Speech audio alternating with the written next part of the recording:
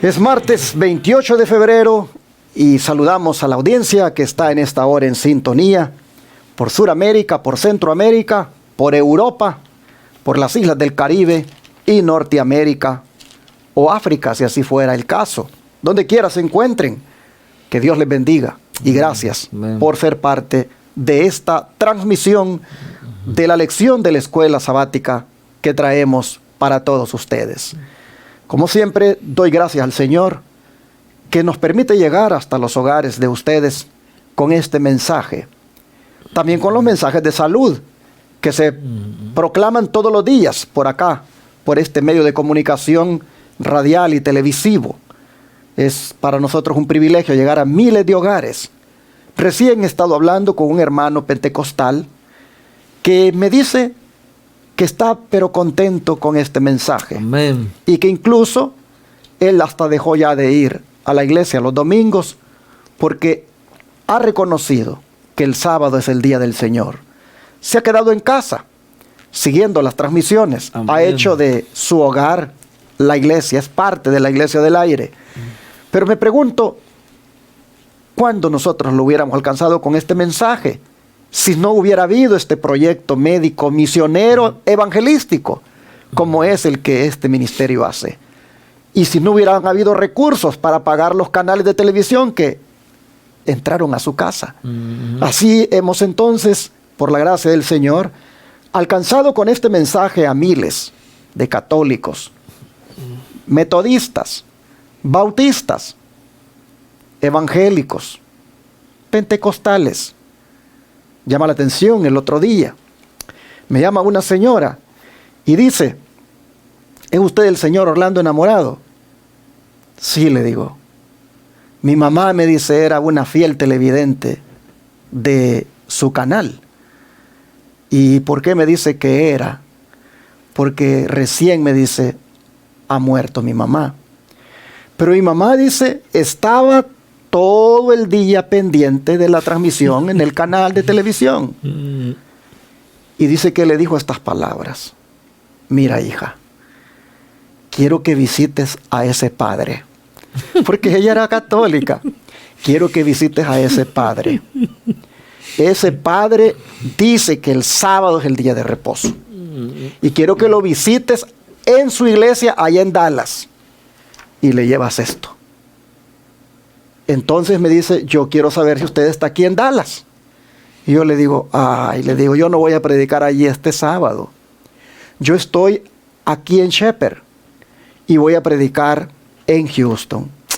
Si yo soy de Houston, me dice, y he hecho el viaje con mi esposo, con mi hija, para traerle un sobre que mi mamá dijo, se lo llevas al padre.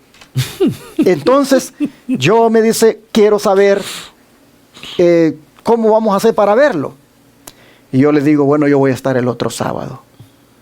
Y me dijo, pues vamos a tomar como vacación entonces estos días y esperaremos a que usted venga para entregárselo personalmente. Amén. Vamos a llegar a buscarlo. Y le dije, bueno, lleguen en la mañana a la iglesia cuando yo predico para poder conocerlos. Entonces estaba con aquella intriga. El caso es que llegó el sábado y le dije a mi esposa, mira, viene una señora con su esposo, con su hija a buscarme. A ver, le digo, si podemos coincidir antes de que yo pase al púlpito a predicar. Si no, a ver cómo, le digo, tú estás pendiente. Hermanos, interesante que yo doy las bienvenidas ahí en público. Y justo estaba frente a mí una pareja con su hija. Y les di la bienvenida. Pero me falló, hermanos, hacer la pregunta si ellos eran por casualidad los que habían llegado para verme.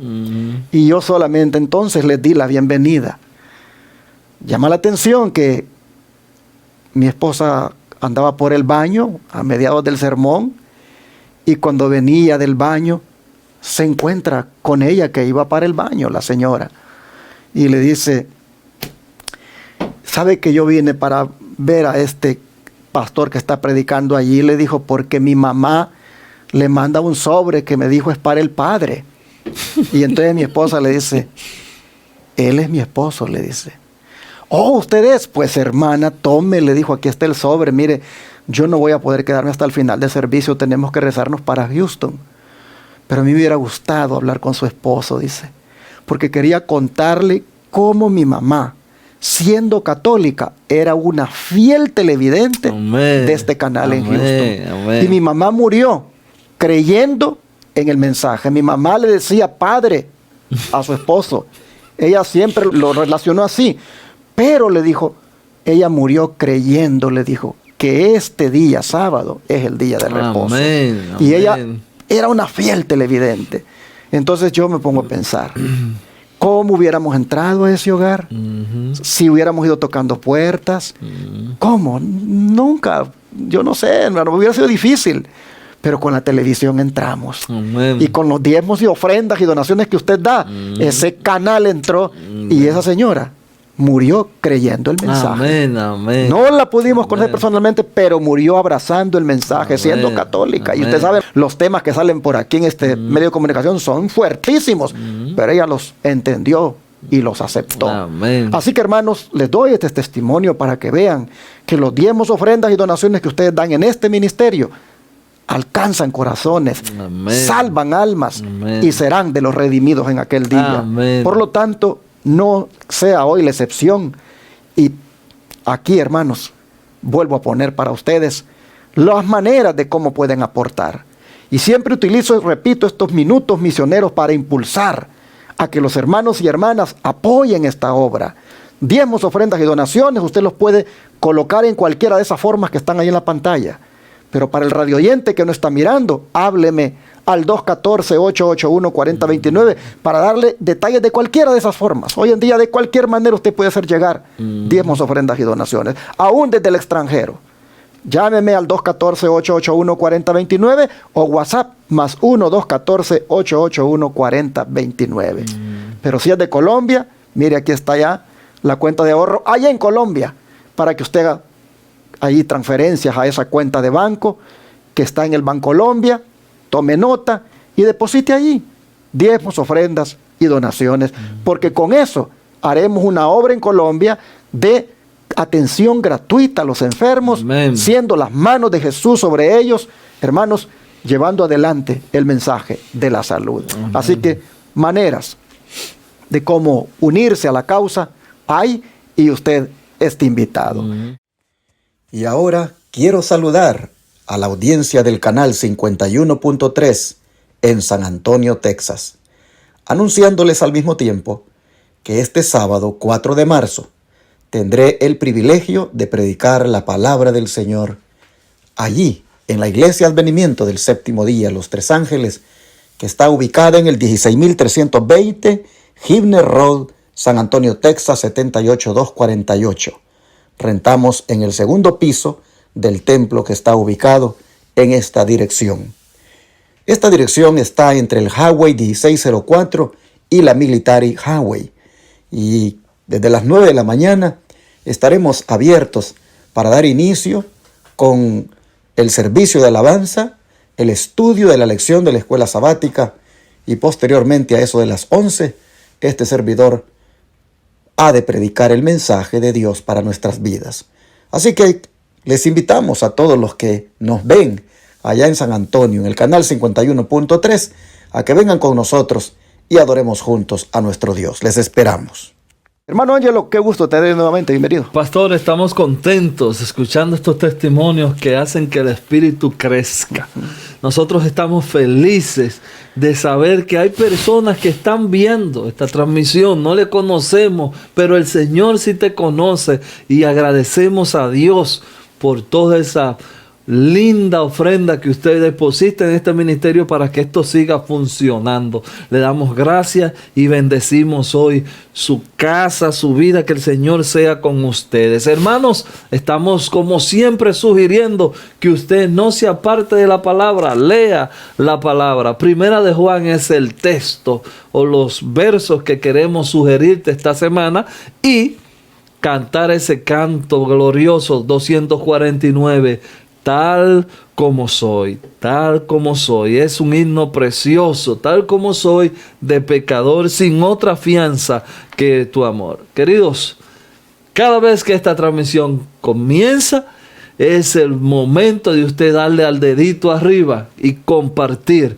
para que podamos seguir creciendo. Otra cosa que se me ha olvidado recomendarte en esta semana es, si eres nuevo escuchando y no te has suscrito al canal, suscríbete. Son 3 canales, así que tú puedes hacernos un favor, por decirlo de esa manera, suscribirte en los 3 canales. Tenemos 3 canales porque como dijo el pastor, aquí nosotros predicamos un mensaje claro y un mensaje fuerte, y a veces el YouTube ha cerrado alguna de las cuentas. Y si usted está suscrito en el otro, como quiera, va a llegar a su teléfono la transmisión. Nosotros tenemos La Verdad Presente Channel, Avenimiento TV y el canal Iglesia Avenimiento. Ese es el más grande, ese es el que personalmente su servidor siempre mira. Así que usted tiene esas 3 opciones para suscribirse. Pastor, vamos a orar porque hoy vamos a hablar de un ejemplo de falso arrepentimiento. Así que vamos a orar para nosotros comentar acerca de esta linda lección que tenemos el día de hoy también. Nuestro amado Padre, te damos muchas gracias por esas personas que han contribuido, esos testimonios que nos informan, nos dejan saber que vamos caminando por el camino correcto. Estamos deseosos de verte y solo te veremos cuando este evangelio alcance a todo el mundo. La mejor forma, Señor, es usar estos medios masivos que Satanás se ha apoderado de ellos y nosotros queremos arrebatárselo. Mientras Él lleva muerte, mientras Él lleva dolor, nosotros queremos llevar la luz.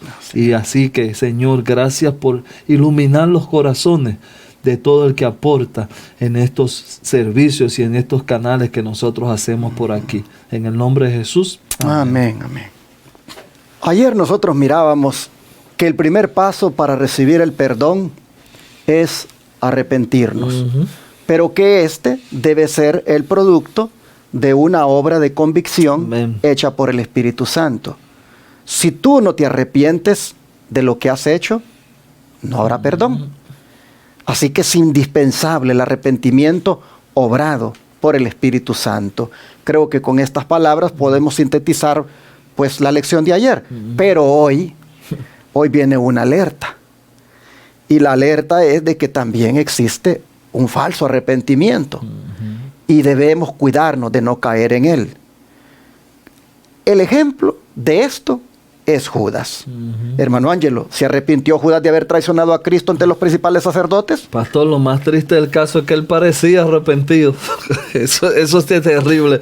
Vamos a leer la Biblia porque eso para mí es lo más grande de este falso arrepentimiento de Judas, que quien lo veía lo compraba, dicen en mi país, porque parecía arrepentido. Mateo 26, vaya conmigo, busque su Biblia si lo tiene, si está manejando, escuche, pero vamos a leer Mateo 26, y por razón de tiempo no vamos a leer todo, vamos a leer el 14 al 16 y luego vamos a brincar al 47 y 49.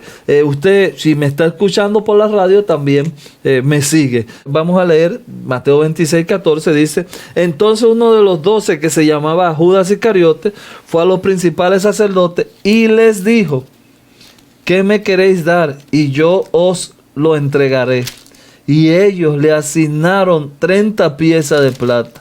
Y desde entonces buscaba oportunidad para entregarlo. Fíjese lo que Judas está haciendo. La historia usted la conoce, sería de más comentarla. Ahora voy a ir al 47 para que usted vea aquí en el 47 que dice: mientras todavía hablaba, vino Judas, uno de los 12, y con él mucha gente con espada, palos, partes de los principales sacerdotes y de los ancianos del pueblo. Y el que le entregaba le había dado señal diciendo: el que yo besara, ese es, prendedle. El 49 dice: y enseguida se acercó a Jesús y dijo: salve, maestro, y le besó. Y quiero leer, pastor, no está aquí en la lección, pero quiero leer el 50 para que usted vea, porque en las citas de Elena de White después nos va a hablar un poco de eso y creo que sería bueno. El 50 dice: Jesús le dijo: amigo, ¿a qué vienes? Entonces se acercaron y echaron manos a Jesús y le prendieron. Pastor, nosotros tenemos una de las historias más tristes que yo encuentro en la Biblia. Un hombre que estuvo de cerca con Jesús y no dejó que Jesús entrara a su corazón. Tenemos un ejemplo, quiero poner aquí un ejemplo práctico para no hacer el comentario muy largo. Tenemos a Juan y tenemos a Judas. Juan era conocido como el hijo del trueno. El corazón de Juan se dejó mordear por Cristo y luego fue el discípulo amado. Tenemos a Judas, un hombre con los escritos, todos los escritores de teología dan en el clavo de que Judas era el prospecto más que se veía mejor en el grupo, pero nunca dejó que Jesús entrara al corazón, y por eso la historia de Judas termina de una manera tan deplorable y tan triste. Pero aparentemente, después de toda esta forma tan fea de actuar de Judas, aparentemente como que se arrepintió.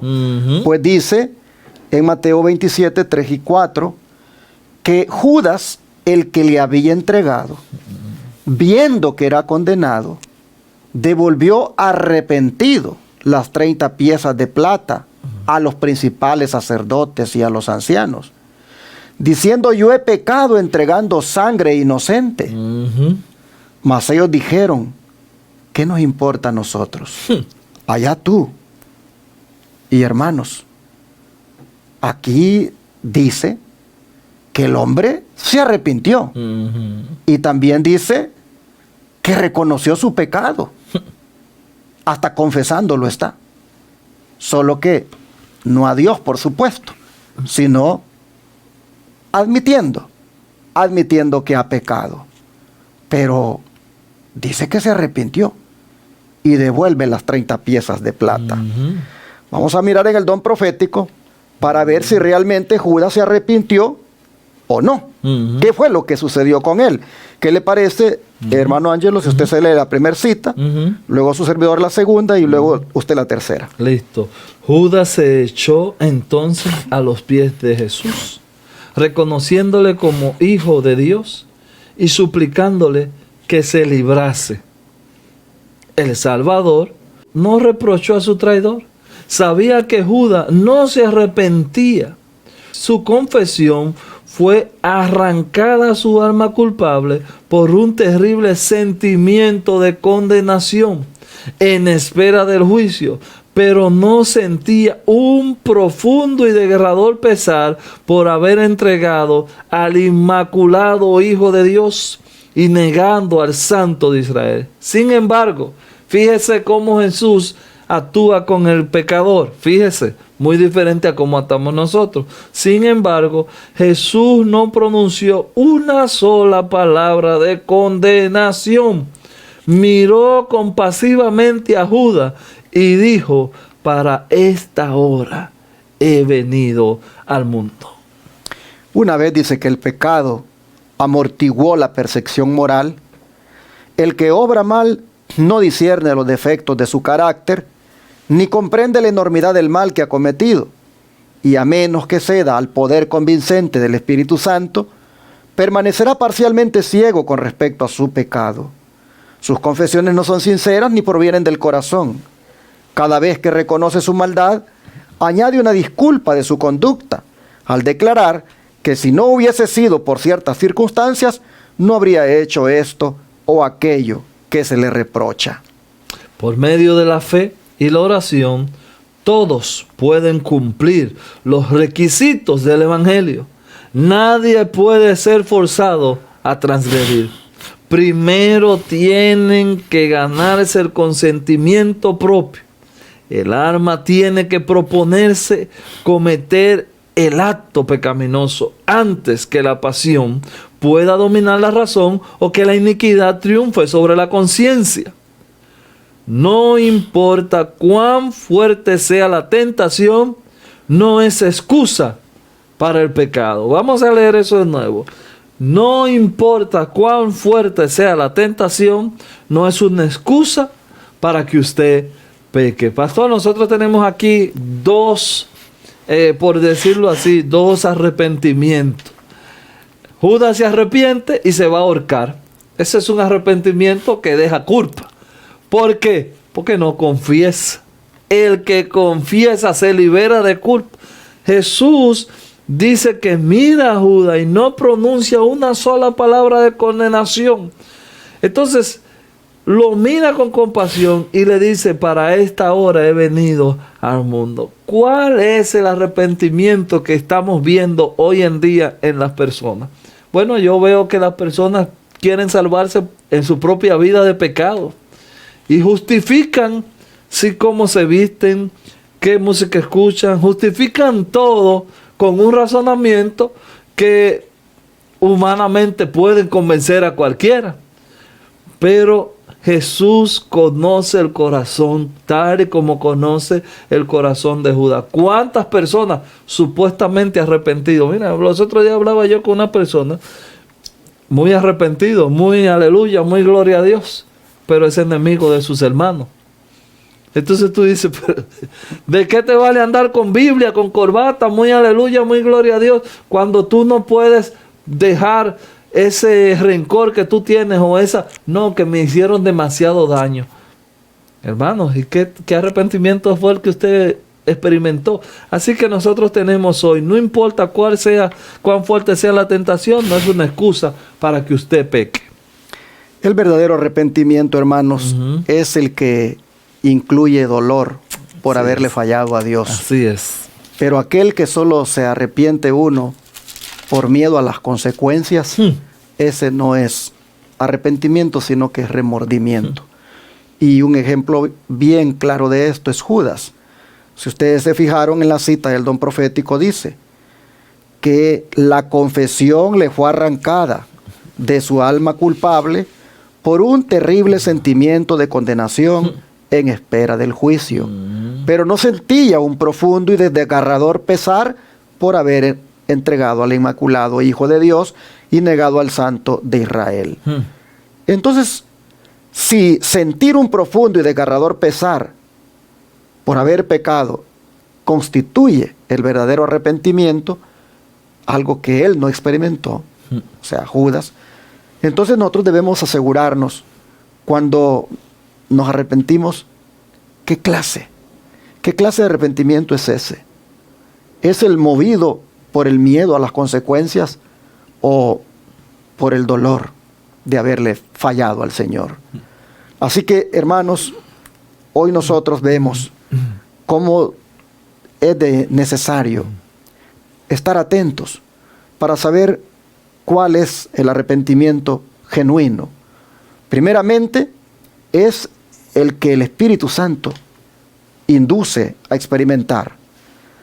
Llama la atención que cuando alguien dice no se arrepiente sinceramente, dice que éste permanece ciego con respecto a su pecado. Dice que sus confesiones no son sinceras y más bien se justifica diciendo de que fue por esto, que por lo otro. Dice que le agrega disculpas a la conducta que tuvo, diciendo que si no hubiera sido por esta situación no habría hecho esto o aquello que se le reprocha. Hermanos, no debemos justificarnos cuando pecamos. Debemos aceptarlo tal como es. Y luego creer, hermanos, que el Señor nos perdona en la medida en que le busquemos. Así que no nos excusemos en el pecado, no nos allí, hermanos, refugiemos en las excusas. Ahora, si esta fue una clase de arrepentimiento que prácticamente pues no llevó a la vida eterna a Judas, entonces, ¿cómo nosotros podemos estar atentos a eso? Así que, ¿qué le parece si con la palabra de Dios explica si esta fue una clase de arrepentimiento que le llevó o no llevó a la vida eterna? Vamos a leer Mateo 27. Mateo 27 y voy a leer el 5. Mateo 27, 5. Y arrojando las piezas de plata en el templo, salió y fue y se ahorcó. Se ahorcó, queriendo decir que se suicidó. Se suicidó. Transgredió la ley de Dios. Transgredió exactamente la ley de Dios. No matarás. Mire, hermano, déjenme poner 2 ejemplos de 2 hombres que anduvieron con Jesús. Y para mí también los 2 hicieron casi lo mismo. ¿No fue Pedro que negó a Jesús? ¿Traicionó Pedro a Jesús, sí o no? Sí. Lo negó. No una vez. Dice la palabra 3 veces. ¿Cuál es la diferencia? Aquí quiero hacer énfasis, hermano, para que usted tenga eso claro. El énfasis, la diferencia es que cuando Pedro niega a Jesús, su corazón se contrae. Su corazón se arrepiente. El arrepentimiento llegó al corazón. El Espíritu Santo tocó el corazón de Pedro y dice magistralmente el deseado de todas las gentes que esa noche, cuando Pedro se dio cuenta y escuchó el gallo que casi amanecía, Pedro corrió por las calles. Y corrió tanto que yo creo que él ni sabía ni para dónde iba. Y cuando ya se cansó, que cayó de rodillas, ¿dónde estaba? Donde Jesús, horas antes, le había dicho, velen conmigo y ora. Y Pedro, usted conoce la historia, yo no tengo que hacerle la historia de Pedro. Pedro no se ahorcó. Y Jesús miró a Pedro en ese momento. Lo miró, dice el deseado de toda la gente, con unos ojos que usted, yo no sé si usted ha sentido la mirada de Jesús, pero el amor que Jesús transmitía a los ojos cuando chocaron con lo de Pedro, le trituraron el corazón a Pedro, que lo hicieron cambiar y ya no tenía miedo. Al contrario, se para al frente del templo y dice, ustedes mataron a Jesús. Esa conversión es la que Dios quiere. Ahora, la conversión de Judas. Entregó la moneda, no la disfrutó. Sí, ya, no, suelten lo que ese hombre es inocente. Pero nunca la conversión llegó al corazón. Lo que sí llegó fue el miedo, la culpa de lo que él estaba haciendo. Eso fue lo que hizo que él cambiara de pensamiento, no que él estaba arrepentido. Y hay muchas personas que están convencidas de lo que están haciendo es malo, pero eso, el Espíritu Santo no ha llegado a su corazón. Llama la atención que hay un tipo de arrepentimiento sincero y es el que conlleva la tristeza por haber pecado. 2 Corintios 7, 8 al 11 dice, porque aunque entonces os contristé con la carta, no me pesa, aunque entonces lo lamenté, porque veo que aquella carta, aunque por algún tiempo os contristó, ahora me gozo, no porque haya sido contristados, sino porque fuisteis contristados para arrepentimiento, porque habéis sido contristados según Dios, para que ninguna pérdida padecieseis por nuestra parte. Porque la tristeza que es según Dios, produce arrepentimiento para salvación, de que no hay que arrepentirse, pero la tristeza del mundo produce muerte. Y luego el 11 dice, porque he aquí esto mismo, de que hayáis sido contristados según Dios, ¿qué solicitud produjo en vosotros? ¿Qué defensa? ¿Qué indignación? ¿Qué temor? ¿Qué ardente afecto? ¿Qué celo? ¿Y qué vindicación? En todo os habéis mostrado limpios en el asunto. Pablo había enviado una carta a los corintios y la carta había sido bastante dura. Pablo reconoce que los hizo que se sintieran tristes por el mensaje que contenía la carta. Y Pablo dice, yo sé que les contristé, yo sé que los puse tristes con las cosas que les dije, pero también veo de que aunque les contristó, ustedes esa tristeza los hizo que les doliera su modo de actuar, su conducta, y me gozo ahora. Me gozo porque la tristeza los llevó a sentir dolor de haber hecho lo que habían hecho y se arrepintieron. Y esa es, dice Pablo, la tristeza que debe realmente tener un cristiano. Una tristeza que te conduce al arrepentimiento. Y es interesante que dice que esa es la tristeza según Dios. Llama la atención que dice Pablo que cuando esa tristeza fue la tristeza según Dios que produce arrepentimiento, ellos, dice, no tuvieron qué defensa, dice, qué indignación, qué temor, qué ardiente afecto, qué celo y qué vindicación. En todo se mostraron limpios en el asunto. Finalmente, la tristeza los limpió de su falta, porque la tristeza fue la tristeza según Dios que produjo arrepentimiento. Eso fue lo que Judas no experimentó. Si hubiera tenido la tristeza según Dios, él no hubiera ido a buscar un lugar para quitarse la vida. Simplemente hubiera aceptado por fe que Dios lo perdonaba y hubiera él dedicado su vida para el resto, ¿verdad?, a servirle al Señor. Pero lamentablemente la tristeza según el mundo fue la que lo llevó a quitarse la vida. ¿Cuántos hay que se suicidan? ¿Cuántos hay que cuando han pecado lo primero que quieren es mejor quitarse la vida? Porque dicen que están arrepentidos, se sienten decepcionados, se sienten mal por lo que hicieron y quieren quitarse la vida. Pero esa es una tristeza falsa, ese es un arrepentimiento falso. Porque en vez de querer hacer eso, deberían de buscar de Dios. Amén. Deberían de caer a los pies de Cristo y pedirle perdón. Así encontramos que la clase de arrepentimiento que lleva a la vida eterna es esta que Pablo habla, y la otra que no lleva a la vida eterna es la que se suicida a la persona de lo mal que se siente. Para cerrar el don de profecía que nos dice. Muchos se engañan a sí mismos y entran en planes con lo que el Señor no tiene nada que ver. Pero el único curso seguro a seguir es obedecer la palabra del Señor. Amén. En lugar de hacer esto, muchos se proponen hacer cosas maravillosas. Les resulta más fácil planear algo grandioso para el futuro que vaciarse de sí mismo. Entregar a Dios el corazón, la mente y la voluntad, y someterse a ser moldeado por aquel poder que puede crear y destruir.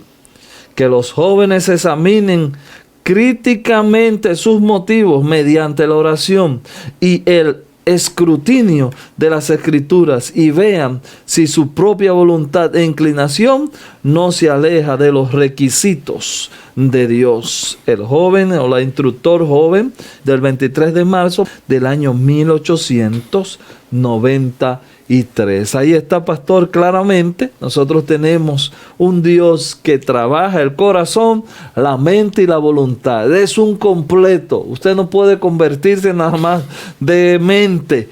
Tiene que someter el corazón y la voluntad. Y esto fue lo que no pasó con nuestro hermano Judas.